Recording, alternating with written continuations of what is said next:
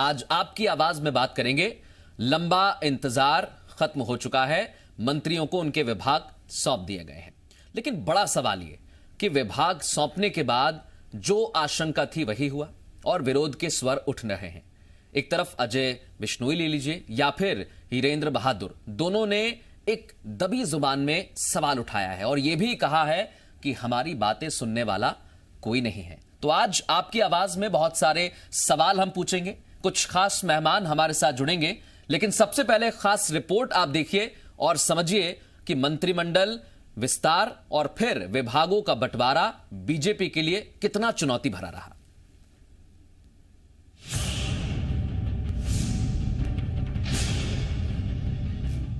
इंतजार बड़ा लंबा रहा, लेकिन आखिरकार विभागों का बंटवारा हो ही गया। कल पर टलते टलते वो तारीख आ ही गई जब सरकार ने बैलेंस बनाते हुए विभाग बांट दिए। लेकिन जिसका डर सरकार को था वही हुआ। अपनों ने ही बंटवारे पर सवाल उठा दिए। सवाल के साथ यह भी बता दिया कि पार्टी में दर्द सुनने वाला कोई नहीं है। सोशल मीडिया पर दर्द जरूर छलका, लेकिन नाराजगी की बात सरकार तक पहुंच गई और गृह मंत्री ने जवाब देने में देर नहीं की। अजय बिश्नोई सवाल उठा रहे हैं, कांग्रेस की बात कर रहे थे हम अभी, लेकिन अब तो पार्टी के भीतर सवाल उठने लगे। किस संदर्भ में उठाया है वो विषय मेरे को जरा उनसे बात करनी है, उसके बाद स्पष्टता बताऊंगा। बीजेपी से अजय बिश्नोई और हीरेंद्र सिंह ने सवाल उठाया तो कांग्रेस ने भी निशाना साधने में देर नहीं की और पूर्व मंत्री पीसी शर्मा ने बता दिया कि बीजेपी में असंतोष ही असंतोष है। इधर आपने कल इस्तीफा दिलवा के बीजेपी ज्वाइन कराई एक विधायक की और उसको चेयरमैन बना दिया, और भारतीय जनता पार्टी के जो सालों साल जिन्होंने अपने खून पसीना बहाए वो घर बैठे हुए हैं। ये नई संस्कृति डेवलप हो गई जिसका हमने जिक्र किया है, और ये सब मुद्दे लेकर हम जनता के बीच में जाएंगे कि आपका मत बेचा और खरीदा गया है। ये जो आपका मत बेचा और खरीदा गया है, इस पे आप निर्णय लो। पहले कैबिनेट विस्तार, फिर विभागों का बंटवारा सरकार और संगठन के लिए चुनौती भरा रहा। अब विरोधी सुर स्लो पॉइजन की तरह सोशल मीडिया पर फैल रहा है। अब सवाल यह कि दबी जुबान में नाराजगी क्या बड़े तूफान का अंदेशा है? क्योंकि आने वाले समय में उपचुनावों की चुनौती से भी सरकार को पार पाना है। तो क्या हर बार की तरह रूठों को बीजेपी मना लेगी या फिर मुश्किल और बढ़ेगी? ब्यूरो रिपोर्ट, जी मीडिया।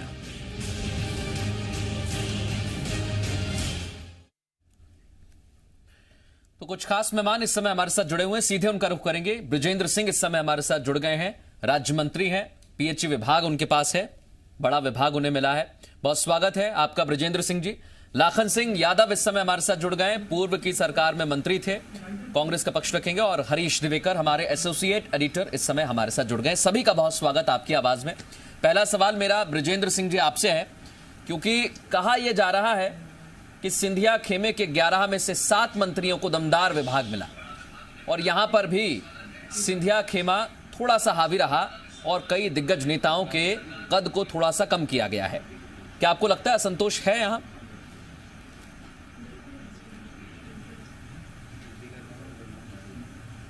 हेलो जी बृजेंद्र जी कहिए। हेलो जी सुन पा रहा हूं मैं आपको।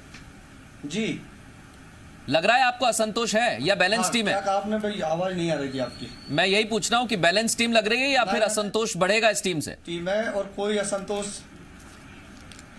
नहीं, कोई असंतोष नहीं है और बैलेंस टीम है और मिलकर हम काम करेंगे। और ऐसी अभी तक कोई सुनने में आई नहीं है, और छोटी मोटी बातें तो कोई भी पार्टी हो चलती रहती है, इससे कोई दिक्कत नहीं है। बैलेंस टीम है और बैलेंस बनाकर सरकार चलेगी। लेकिन बृजेंद्र सिंह जी जिस छोटी मोटी बात का आप जिक्र कर रहे हैं, मैं उसे बताता हूं क्या बोला है। अजय बिश्नोई बोलते हैं ये विभाग ऐसे बांटे गए हैं जैसे इस हाथ दे उस हाथ ले।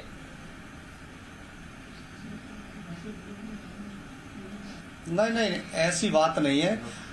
देखो, विभाग का जो हमारी भारतीय जनता पार्टी के वरिष्ठ नेतृत्व है, सभी ने मिलकर और सोच समझकर ही विभाग बांटे हैं। और अगर ऐसा होता तो खींचातानी चलती, पहले से कोई ऐसी बात सामने आती, जबकि ऐसी कोई बात नहीं है। बैलेंस बनाकर ही विभाग बांटे गए हैं, वो कोई भी असंतोष नहीं है इसमें। तो हम ये माने कि 11 दिन इसलिए लग गए क्योंकि बैलेंस बन नहीं पा रहा था? नहीं, देखो, ये तो पार्टी का निर्णय था शीर्ष नेतृत्व का निर्णय था, वो चाह रहे थे कि बैलेंस बनाकर काम किया जाए, कहीं कोई ऐसी बात ना आए सामने, क्योंकि अभी हम जो नए लोग भारतीय जनता पार्टी में गए हैं, लेकिन हमको तो ऐसा नहीं लगता। हमको तो ऐसा लगता हम तो पुराने जुड़े हुए थे, जैसे पुराने लोगों पर हम वापस पहुंच गए, और ऐसा नहीं है। हमारा तो महाराज साहब का और हमारा तो आज का नहीं, पीढ़ियों का रिश्ता है। और आज भारतीय जनता पार्टी की बात करें तो भारतीय जनता पार्टी भी उसी सिंधिया राजघराने से, राजमाता साहब के ज़माने से भारतीय जनता पार्टी बनी है। तो आज हम उसी परिवार से जुड़े थे, सिंधिया जी से जुड़े थे, तो आज हम उस परिवार में वापस हैं। हमें कोई ऐसी बात नहीं आई सामने, ना हमको ऐसा लगा ना लग रहा है। ठीक है, क्योंकि ने आपको तो नहीं लगेगा सर, आप तो राज्य मंत्री का दर्जा आपको दिया गया, उसके बाद पीएचई विभाग मिला, लेकिन ऐसा लग रहा है कि बीजेपी के कुछ लोग इससे परेशान हो रहे हैं क्योंकि सोशल मीडिया पर ऐसी बातें सामने आई। मैं आपके पास वापस लौट रहा हूं। लाखन सिंह यादव हमारे साथ जुड़े हैं। लाखन सिंह जी, कांग्रेस कह रही है असंतोष ही असंतोष है, बीजेपी कह रही है कि कुछ लोगों ने जी, आप सुन पा रहे हैं मुझे लाखन सिंह जी? बिल्कुल पूरा जी जी, ठीक। मैं अपना सवाल फिर से कर देता हूं। बीजेपी कह रही है कि ज्यादा लोगों में असंतोष नहीं है, कुछ लोगों ने जरूर कहा है, उनसे भी बात कर लेंगे। जी, आपकी बात पूरी हो गई? जी जी, कहिए। हेलो। हाँ कहिए सर। मृदुल भाई, मैं सबसे पहले तो आपको ये बधाई देना चाहता हूं कि आपके चैनल के माध्यम से, जी न्यूज के माध्यम से, ब्रजेंद्र भाई जब से बेंगलोर गए थे तब से आज आपके चैनल के माध्यम से जो मुझे पकड़ में आए। और मैं ये भी बताना चाहता हूं, बधाई देना चाहता हूं आपके चैनल को कि ये जब से गए हैं, जब से आज मुझे इनकी आवाज़ सुनने को मिली। और मैं बधाई ब्रजेंद्र भाई आपको भी देना चाहता हूं कि आपने मुंगावली के मतदाताओं के साथ जो धोखाधड़ी करके और आप आज मध्य प्रदेश की गवर्नमेंट में आप राज्य मंत्री बने, इसके लिए मेरी तरफ से आपको बहुत बहुत बधाई। अच्छा काम करें, उन्नति करें, मेरी तरफ से आपको बधाई। सेकेंडरी, अभी ब्रजेंद्र भाई आप एक बात कह रहे थे कि हमारी भारतीय जनता पार्टी, मुझे बड़ा आश्चर्य हुआ जी आपका हमारी शब्द सुनकर कि आपको अभी 3.5-4 महीने भी नहीं हो पाए और आप इतनी जल्दी भगवा में रंग गए कि हमारी भारतीय जनता पार्टी। आपकी शुरुआत, आप जिस मुकाम पर बैठे ये कांग्रेस की देन है, कांग्रेस की वजह से आप यहाँ हो। पर ठीक है, आपको बदलना भी चाहिए क्योंकि आपको राज्य मंत्री का दर्जा मिला है। मैं आपको पुनः बधाई देना चाहता हूँ। मृदुल भाई, मैं एक बात जरूर कहना चाहता हूँ, जैसे आपने अभी कही कि मध्य प्रदेश में जब से भारतीय जनता पार्टी ने धनबल की दम पर हमारे कुछ विधायकों को बेंगलोर में ले जाके और जो मंडी की तरह इनकी हाट लगा के इनको जो बेचा, और बेचने के बाद मध्य प्रदेश में इन्होंने भारतीय जनता पार्टी की सरकार गठित की है, निश्चित तौर पर यह प्रदेश की समूची जनता ने देखा है। और जहां तक असंतोष का सवाल है, तो असंतोष का अंदाजा तो हम और हमारा प्रदेश इसी बात से लगा सकता है कि पिछले 90-95 दिनों में इन्होंने मंत्रिमंडल का विस्तार कर पाई है। मध्य प्रदेश और देश के इतिहास में पहला ऐसा रिकॉर्ड है कि मुख्यमंत्री की शपथ लेने के बाद 90-95 दिन में आप मंत्रिमंडल का विस्तार किए। फिर मंत्रिमंडल के विस्तार के बाद ये अभी तक कभी नहीं हुआ कि या तो उसी दिन विभागों का डिस्ट्रीब्यूशन हो जाया करता था या दूसरे दिन और अधिक से अधिक 3 दिन में, लेकिन 11 दिन में मंत्रिमंडल विभागों का डिस्ट्रीब्यूशन हुआ है। इससे स्वतः ही हमें और आप लोगों को समझ लेना चाहिए कि भारतीय जनता पार्टी में कितना असंतोष है। और मृदुल भाई, मैं ये भी कहना चाहता हूँ, असंतोष क्यों न हो, जो वागी लोग, जो लोग बिके हुए लोग और जो जाके मंत्रिमंडल में जगह पाते और अच्छे अच्छे विभागों को, मलाईदार विभागों की लड़ाई के लिए जो सिंधिया जी लड़ते रहे, जो उनका इतिहास है, उस लड़ाई के लिए लड़ते रहे, तो मुझे लगता है कि जो हमारे भारतीय जनता पार्टी, क्या आपकी सरकार में भी सिंधिया जी इसलिए आपसे खफा हो गए थे कि उनके समर्थकों को मलाईदार विभाग नहीं दिया था? बिल्कुल, उनको भी यह आदत पड़ी हुई थी। मैंने कहा ना, उनको आदत पड़ी थी, मलाई खाने की आदत उनको और उनके वित्त मंत्रियों को पड़ी थी। वही आदत की वजह से जो भारतीय जनता पार्टी सरकार में जो है मंत्रिमंडल बनने में इतना टाइम लिया, और विभागों की वजह से मैं ऐसा मान के चलता हूँ, जितने भी भारतीय जनता पार्टी के सीनियर नेता हैं, जो कैडर बेस पार्टी के नेता हैं, ये जो कांग्रेस से गए, ये नॉन कैडराइज लोग हैं, इन्हें कोई ज्ञान नहीं है। और अभी ब्रजेंद्र भाई एक बात कह रहे थे कि भारतीय जनता पार्टी सिंधिया परिवार की देन है। ये पुरानी बहुत बात हो गई, अब कई सुकई अब मत कह देना, नहीं तो ये मंत्री पद भी छिन जाएगा आपसे। आप तो एक ही क्षेत्र से दोनों आते हैं, बड़े गंभीरता से। लाखन सिंह जी, आप तो एक ही क्षेत्र से आते हैं। नहीं, जो आपने इनका क्षेत्र हाँ अलग है, थोड़ा सा अलग है, दूर है थोड़ा सा, लेकिन एक करीबी हम देखते हैं क्योंकि पुराने साथी आपके रहे हैं। मैं उनसे एक छोटा सा सवाल करना चाहता हूं क्योंकि आपने उठाया, उसके बाद मेरे सहयोगी के पास जाऊंगा मैं। मेरा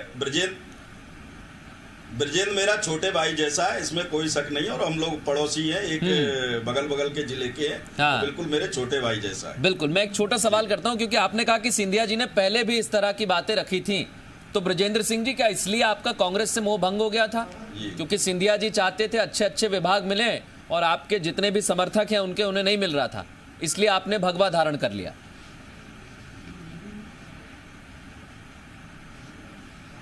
नहीं, ऐसी बात नहीं है।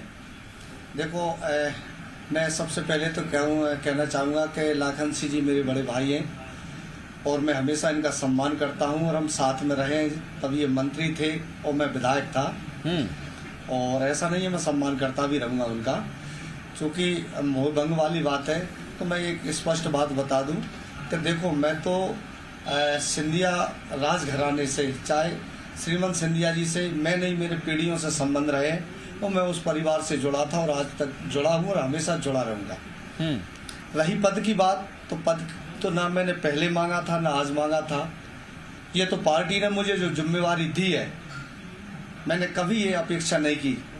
मैंने तो हमेशा ये सोचा कि क्षेत्र की जनता की सेवा करें, और जनता ने जो विश्वास हम पर जताया, अभी हमारे बड़े भाई कह रहे थे कि जैसे कि कांग्रेस पार्टी सरकार में जब हम रहे तो हमने तो सोचा था कि कांग्रेस सरकार में हम हैं, हमारी 15 साल बाद सरकार बनी है तो यहाँ हमारी सुनवाई होगी, हमारे कार्यकर्ताओं की सुनवाई होगी, जो हम मांग रखेंगे वो हमारी मांगें भी जरूर पूरी होंगी। लेकिन हमने जो अपेक्षाएं रखी थी सरकार से, वो अपेक्षा तो पूरी नहीं हुई, लेकिन उपेक्षा जरूर हमारी उस पार्टी में हुई। ठीक। और मेरे बड़े भाई बैठे हैं, मैं उनसे भी पूछना चाहता हूँ कि वो बता दें मेरी मंगावली विधानसभा के लिए कितनी सौगातें दी हैं माननीय कमलनाथ जी ने। और बात कर रहे थे खरीद फरोख्त वाली, तो भाई साहब को बताना चाहता हूँ कि हम लोग बिकने वालों में से नहीं है, हम हैं टिकने वालों में से। हम अपने नेता के साथ में हैं। बिल्कुल, जहाँ टिक जाते हैं वहाँ सरकार बदल जाती है। जो निर्णय था वो हमें स्वीकार था जी, बिल्कुल। और अभी देख लिया, मैं आपके पास लौट रहा हूँ ब्रजेंद्र जी, वो सरकार बदल। मेरे सहयोगी से मैं एक सवाल कर लेता हूँ क्योंकि बहुत सारी बातें हैं हरीश जी, आपने जो हमें इनपुट्स भेजे हैं, जो जानकारी हम तक पहुंची है अंदर खाने से, वो यही बताती है कि इस बार भी दबदबा जो है वो महाराज का रहा है, और बड़े बड़े दिग्गज नेता जो एक समय था जब पूर्व की सरकारों में अच्छे अच्छे विभागों के साथ थे, दमदार हुआ करते थे, क्या मान के चलें कि उनका कद छोटा कर दिया है?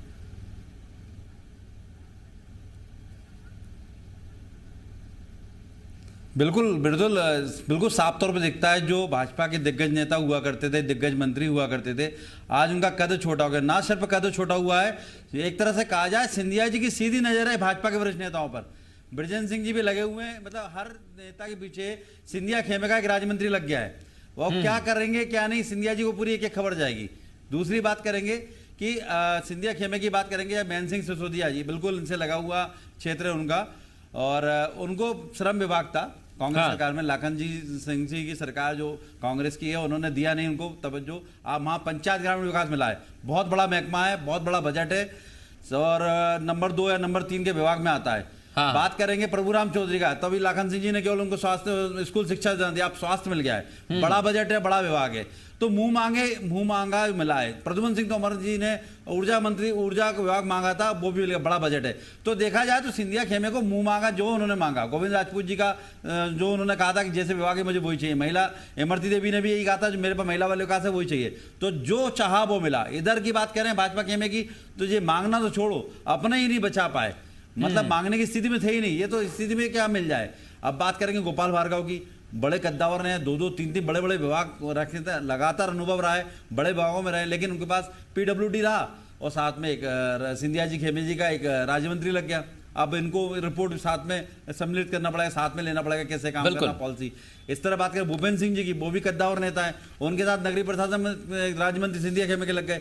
तो आप कमल पटेल बात करें, लेकिन इनमें मर्जुल ये बहुत बड़ी बात है कि 3 नेता जिनके नाम गिना रहा हूं, भूपेंद्र सिंह, गोपाल भार्गव और कमल पटेल, तीनों एग्रेसिव नेता हैं और तीनों के साथ जो राज्य मंत्री लगाए गए हैं, निश्चित तौर पे आने वाले 15-20 दिन 1 महीने में अगर सामंजस्य नहीं बैठा तो मामला सिंधिया जी तक जाएगा। एक छोटी जानकारी और हरीश, इसके लिए जो चीजें आप बता रहे हैं हमें, क्योंकि इसके इधर एक तस्वीर और है। एक तरफ ये दिग्गज नेता, इनका कद छोटा होता है, दूसरी तरफ जो विरोध के स्वर हैं वो अब सोशल मीडिया के जरिए धीरे धीरे सामने आने लगे हैं। क्या हम ये मानकर चलें कि 2 चुनौती तो पार कर ली है, मंत्रिमंडल विस्तार और फिर विभागों का बंटवारा, लेकिन तीसरी चुनौती इतनी आसान नहीं है उपचुनाव वाली, क्योंकि धीरे धीरे विरोध के स्वर उठने लगे हैं।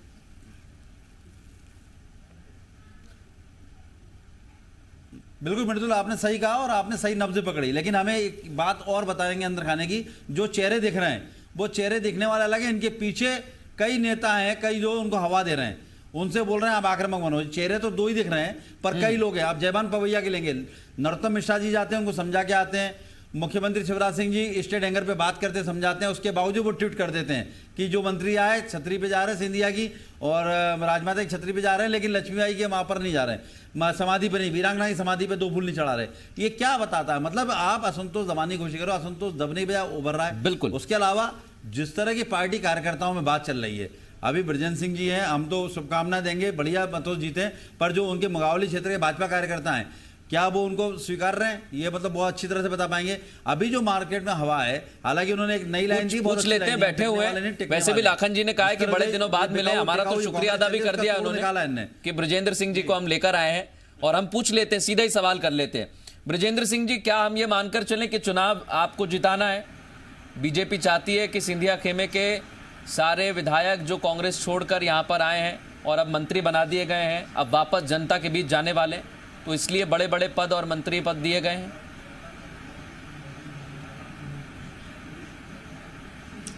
नहीं, आपने मेरे 2 चुनाव देखे होंगे और दोनों चुनाव, और बल्कि उपचुनाव तो आप सबने देखा, पूरे मध्य प्रदेश ने देखा था कि जैसा चुनाव हुआ था, फिर दूसरा आम चुनाव भी हुआ, तो वहाँ की जनता ने मुझे दोनों बार आशीर्वाद दिया। और मेरी आज भी जब मैं क्षेत्र में जाता हूँ तो हमेशा जनता यही कहती है कि देखो हमने आपसे 5 साल के लिए बनाया है, लेकिन अभी तो आपकी 2 ही साल पूरी हुई है, 2.5 साल, अभी 5 साल पूरी करना है आपको, और 5 साल तक का हम आपको मौका दे रहे हैं। मैंने भी कहा है कि एक बार 5 साल का मौका आप मुझे दीजिए और 5 साल का कार्यकाल मेरा देख लीजिए कि क्षेत्र में कितना विकास होता है। लेकिन जब आप कांग्रेस से थे, आप बीजेपी से जाएंगे, पुराने, वही तो हम जानना चाह रहे हैं, कार्यकर्ता सपोर्ट में है? नहीं, मेरे तो जी सुनो, एक बात और मैं बताऊं मृदुल जी, मैं कांग्रेस से विधायक रहा दोनों बार, लेकिन मेरे क्षेत्र में मेरे संबंध, चाहे भारतीय जनता पार्टी का कार्यकर्ता हो और कांग्रेस के कार्यकर्ता तो था ही, मेरे आज तक किसी से कोई संबंध कभी खराब नहीं हुए। और मेरे पास तो किसी भी पार्टी का कोई भी व्यक्ति आया तो मैंने कभी उससे ये नहीं पूछा कि तू किस पार्टी का व्यक्ति है, तेरा काम होगा कि नहीं होगा। मैंने हमेशा एक समान, एक नजर से देखा है और मुझे पूरा विश्वास है कि हमारे जो पिछले मैं एक छोटा सवाल करना चाहता हूं लाखन सिंह यादव जी से। आपका कहना है कि आपके पास कोई भी पार्टी का नेता आए, कोई भी कार्यकर्ता या आम आदमी भी आए तो आप काम करते हैं, उससे पार्टी नहीं पूछते हैं। लाखन सिंह यादव जी, जब इस तरह से खबरें आ रही हैं कि बीजेपी के अंदर खाने ही विरोध के स्वर उठ रहे हैं, क्या आपको लगता है कि उपचुनाव में ये दिक्कत बीजेपी को पेश सामने आ जाएगी या फिर इसका फायदा कांग्रेस को मिलेगा? मृदुल भाई, अभी आपके साथी पूरा क्लासिफिकेशन कर रहे थे कि सिंधिया जी को इस बार मंत्रिमंडल से लेकर और विभागों तक बड़ा वेट दिया है। आपको और हमको समझना चाहिए ये वेट सिर्फ और सिर्फ इस बात का वेट है कि इनको ये 24 जो उपचुनाव होना है, इन उपचुनावों में ये फायदा लेना चाहते हैं। और मैं आपको ये जरूर बताना चाहता हूं कि ये चाहे इन 24 के 24 लोगों को, वैसे चीफ मिनिस्टर एक होता है मध्य प्रदेश में, प्रदेश में, अगर इनको 24 के 24 को, यदि अपन 22 जो गए थे सिंधिया जी के साथ, इन 22 को भी यदि हम चीफ मिनिस्टर बना दें तो अभी जो मध्य प्रदेश के विधानसभा में लौट के नहीं पहुंचेंगे। मैं आपके चैनल के माध्यम से इनको बताना चाहता हूं। रहा सवाल, ब्रजेंद्र भाई अभी कह रहे थे कि मैं पहला चुनाव लड़ा था।